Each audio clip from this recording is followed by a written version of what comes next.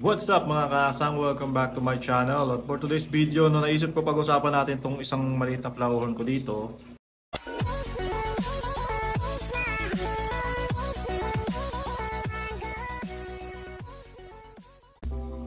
Kasi kung maalala nyo na nakaraan, nagka-problema ako dyan at nagkaroon siya ng white spot at nawala siya sa kondisyon at literal na pumangit siya.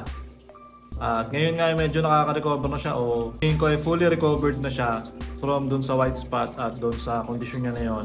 At maganda na siya ulit ngayon. So gusto ko sana i-share sa inyo kung ano nga ba yung ginawa ko, kung paano ko siya binalik sa dati niyang itsura. Kasi marami nagtatanong dyan na yung mga nakakwentuhan ko ng mga beginners na nagpapanik kasi sila agad kung makita nila yung isda nila na nagbago. Lalong-lalo na yung mga flower horn, no? Kasi yung flower horn medyo komplikado yan at hindi lagi ganun yung itsura nila. From, kunyari, binili nyo na maganda o kaya napaganda nyo, hindi naman palaging ganun. So, mini-maintain yan at kailangan naiintindihan mo kung ano yung mga dapat mong gawin at dapat relax ka lang. So, ayun na nga, i-ano ko sa inyo, i-share ko sa inyo kung ano yung mga nangyari at kung ano yung mga ginawa ko.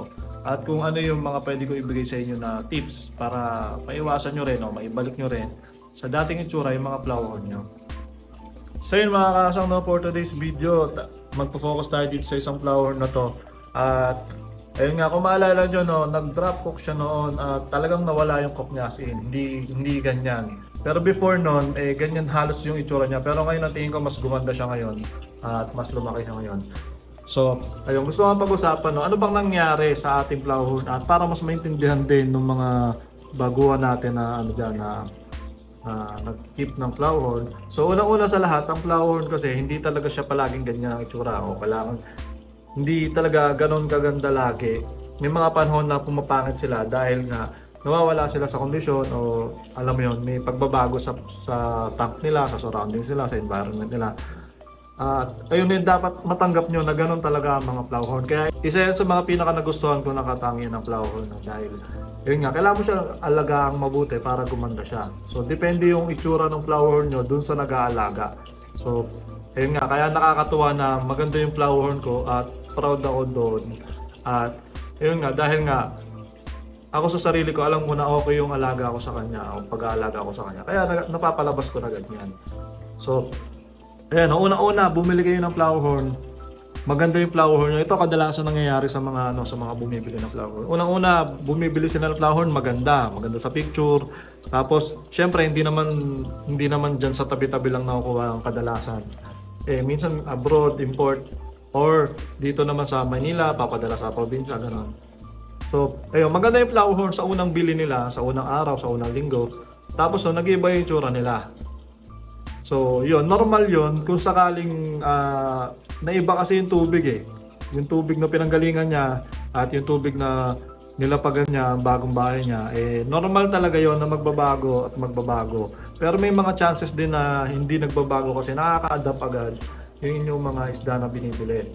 So, ayun, para sa mga ganong pangyayari, kunyari ako, bumili ako ng flower horn, ang ganda, sobra. At ang mahal pa ng bili ko. Pagdating sa bahay, nilagay ko agad yung tubig. Tapos hindi ako nag-heater. Tapos wala akong kung ano nilalagay na conditioner. Biglang nag-drop cook yung isda. Pumangit yung flower horn. Hindi ko naman pwede isisi yun doon sa binilihan ko kasi maganda niya naman pinadala yun. Which is tama naman din. Dahil maganda niya pinadala yun at nasa iyo na yung isda, responsibility mo na yun. At wala nang balik-balik yun. Wala nang refund. Gano'n.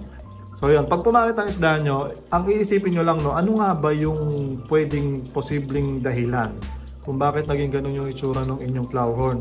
So, ayun, yung dahilan lang naman ang hahanapin kung para maibalik nyo yung kondisyon ng inyong flower horn. So, kagaya nga nito, itong isda ko na to, nag-drop cook siya, pumangit siya noong nakaraan. So, ang hinanap ko lang na dahilan niya, bakit naging ganun? Kung malinis ba yung tubig niya, water change ako, syempre, para sigurado malinis. Tapos nga, madali kasi sa akin malaman kasi nga lumamig dito sa amin. So, kaya, ang inisip ko agad, lumamig siya, nilagyan ko ng heater. Ito, nandito pa nga yung ginamit ko. Nilagyan ko siya ng heater for 3 days. 3 to 5 days siguro. Ayun, nilagyan ko siya. Pero ngayon, inalis ko na kasi gumanda na siya ulit. Pero hindi ko alam kung mag-drop ko ulit yan. At yun nga, dahil malamig ang panahon, nag-drop cook siya. Nagkaroon din siya ng sakit, nagkaroon siya ng white spot. Dahil nga, sa lamig ng panahon din at sa dumi ng tubig. So ito medyo madumi na rin ang tubig yan. At kailangan ko na rin linisan yan. Pero ngayon, hindi ko na siya nilagyan ng heater kasi nga umokay na siya eh. So, ino-absorb ko pa rin yan. At hindi ko pa rin sinasabi na ganyan siya laki kasi lalaki pa naman yan. Mag-iba pa yan. Lalaki pa yung cock niya. Pwedeng lumiit. Pwede mag-iba yung kulay. Depende sa pag-aalaga. No?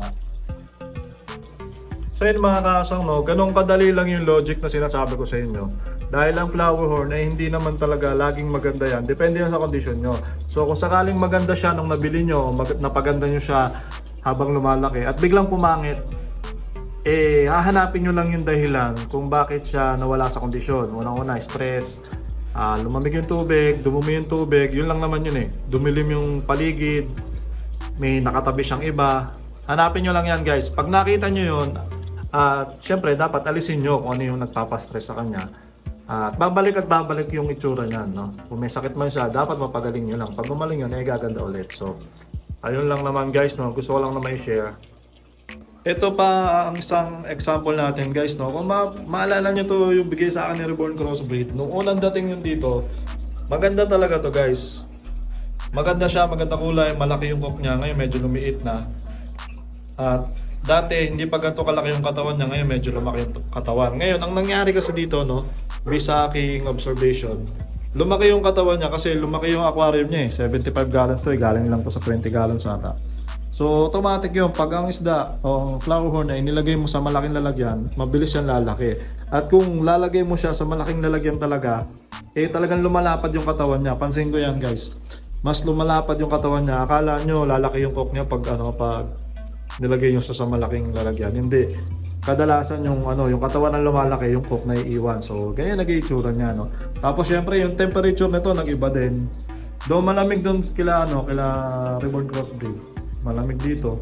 Eh depende pa rin eh. Tsaka sa kinakain niya, iba pa rin yung kinakain niya doon, iba yung kinakain niya dito. So nag-iba talaga yung kondisyon niya. Ngayon nilalaro-laro ko pa to, no. Iniisip ko pa kay lilipat to sa mas maliit na lalagyan, kung palta ng pagkain. Kung ano pa yung pwede kong gawin dyan para mas mapaganda ko siya. Yun yung kasi yung challenge eh, pag nagkaroon ka ng flower horn. Ang challenge dyan kung paano mo siya mapapaganda, no? At nakaka-proud din naman talaga pag napaganda mo yung isda mo. At dahil yun nga yung sabi ko sa inyo kanina, depende sa nag-aalaga yan. May mga nagtatanong sa akin, bakit daw yung isda nila ganito yung itsura, bakit daw hindi maganda, bakit daw walang cock, bakit walang kulay. Depende kasi sa pag-aalaga niya yun eh. Ikaw ba naman nilagay mo yung flower horn sa labas, tapos puro lumot lang. Tapos ang pinapakain mo, kung ano lang mabili mo doon na pagkain, di ba? Na hindi naman high protein, no? Talagang wag mo i-expect na gaganda yon. Hindi kagaya ng mga pang show grade natin na mga flower horn. Kadalasan yan, naka silang heater. Tapos yung ilaw nila, may oras pa yan. Yung palit nila ng tubig, may may sistema sila, no? Kaya ang gaganda na isda nila pati yung pagkain nila mamahalin, yung mga high protein talaga na mas mahal pa sa pagkain ko at mahal pa sa kinakain mo, di ba? Kaya ang gaganda na isda nila kasi ginagastosan nila yon, nag-e-effort sila doon. At ayun, kahit sabihin mo maganda yung jeans na hawak mo, kung hindi ka naman mag-e-effort sa pag-groom, talaga namang hindi rin gaganda yan. Pero yung iba nga, meron mga isda kasi na talagang gumaganda sila kahit hindi mag-groom. Kasi nga maganda yung jeans nila at hindi naman masyadong pangit yung kanilang ginagalawan at yung pagkain nila may pa rin naman, may mga protein pa rin yung kinakain. Kaya gumaganda pa rin, no, kahit less yung pag-aalaga. Pero mas tutukan mo talaga yan, mas gaganda talaga yon. So depende talaga sa iyo yan. Kung paano mo pagagandahin ang flower horn mo, dapat alam mo lang kung ano yung basic. At yun, nood ka sa video ko para yung mga dati kong mga tips. Yan, mga binibigay tips dati sa pag-aalaga ng flower horn. Pero ako basic lang naman, no? Water change. Tapos kung may heater ka, ayoko kasi mag-heater kasi magastos sa kuryente. So ayun, choice ko naman yon. Tapos yung water change ko yan, medyo madumi yan, pero hindi ko pa inisip na paltan. Tapos meron tayo dito flower horn na full. Ito lang gamit ko, Wacom pellets lang. Tapos may enhancer ako dito. Itong enhancer nito, yung binibenta ko sa Shopee.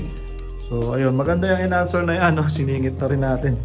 Meron ako sariling enhancer na formulated para sa ating mga lagang flower horn. So Hendrix Bucket Flower Horn Enhancer. $299 lang yan sa Shopee. $299. Yan. Doon lang kayo makakuha niyan. Dahil doon lang ako nagbebenta niyan at walang iba nagbebenta. At may free sticker ka pa no, pag bumili ka. So ayun guys, no, sana may mga natutunan kayo sa video na to. At kung may mga tanong pa kayo, comment lang kayo. At ayun, usap tayo sa comments. So yun mga kasang, no, sana may natutunan kayo sa video na to. At yun nga, gaya ng sinabi ko sa inyo kanina, yung ganda ng itsura ng flower horn, depende rin sa inyo yan. Unang-una yan sa pagpili pa lang, dapat marunong kayong pumili. Tapos pag nakapili na kayo maganda, kailangan marunong kayong mag-alaga at i-maintain nyo talaga para maging maganda sila palagi. So yun, no, depende talaga sa inyo. Kung pababayaan nyo lang kasi yan, hindi naman talaga yung basta-basta gaganda rin. Meron mga gumaganda, no, kahit pabayaan. Pero mas maganda pa rin yung talagang alagang-alaga mo siya. At ayun nga yung sinasabi ko sa inyo na nakaka-challenge sa pag-aalaga ng flower horn. Dahil depende sa inyo kung anong itsura o kung anong magiging kondisyon ng inyong mga alagang flower horn. So ayun, tapusin na natin ang video na to. No? Maraming salamat sa mga nanood. Peace out.